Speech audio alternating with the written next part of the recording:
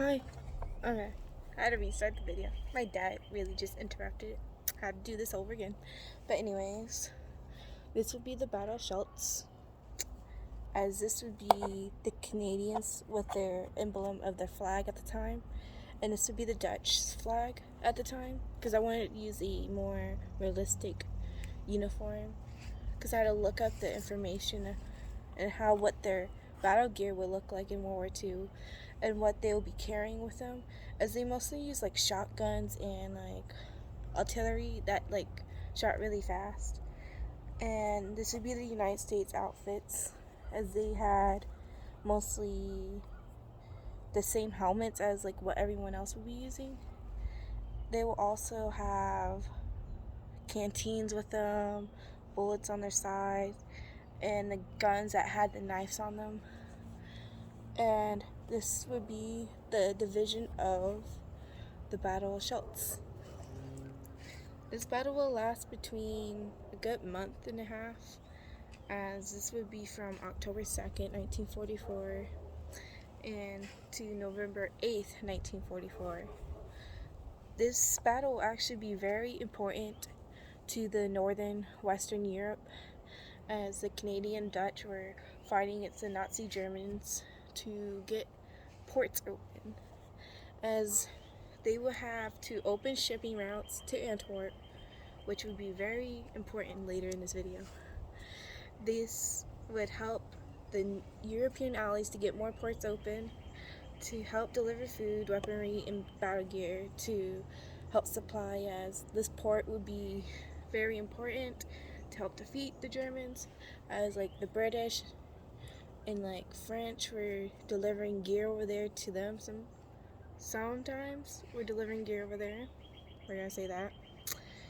This battle would be very important, as they would liberate the Germans, considering how the army that was liberating them was mostly Canadians and a little bit of Dutch, and the Canadians that were involved would be the 2nd Canadian, not the 2nd, but the 3rd Canadian Infantry, the 2nd Canadian Armored, and the Brigade of the 1st Canadian Army.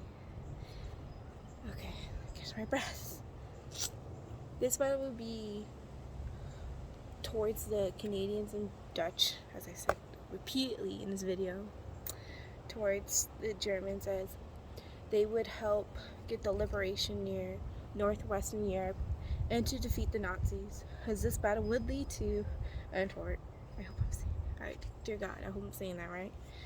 As this would be very involved, as they would have many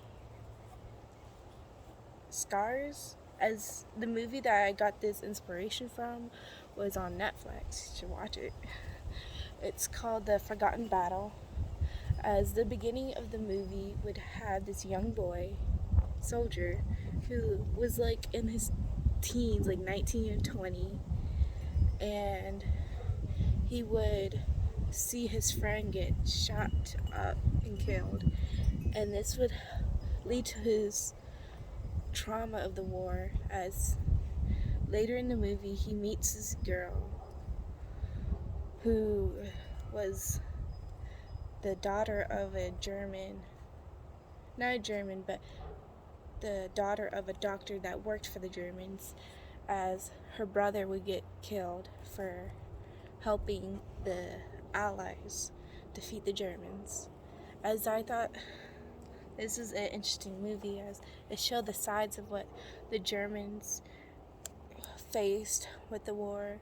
It showed what the Canadians and Dutch faced with the war without the US's point of view, as we have like a very strict, not strict, I would say like a very stereotypical view on a war, but this showed like most of the environmental like PTSD that this can inflict on someone, and I thought this was a good a good inspiration to write about my project, as you see how it's sunny on this side where the U.S. is at, because they're facing the war where they're not involved with the Canadians, and it's harsh, but It's not as harsh as what they're facing, as it's thundering, as they're just going in with it.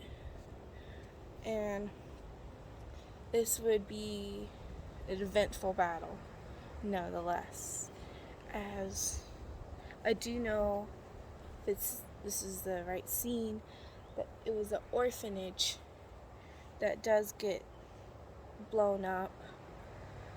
And it was another movie that had the Canadian side, as an orphanage did get blown up with children in it, as the Germans were planning on this attack, as this would be a hot spot to hit.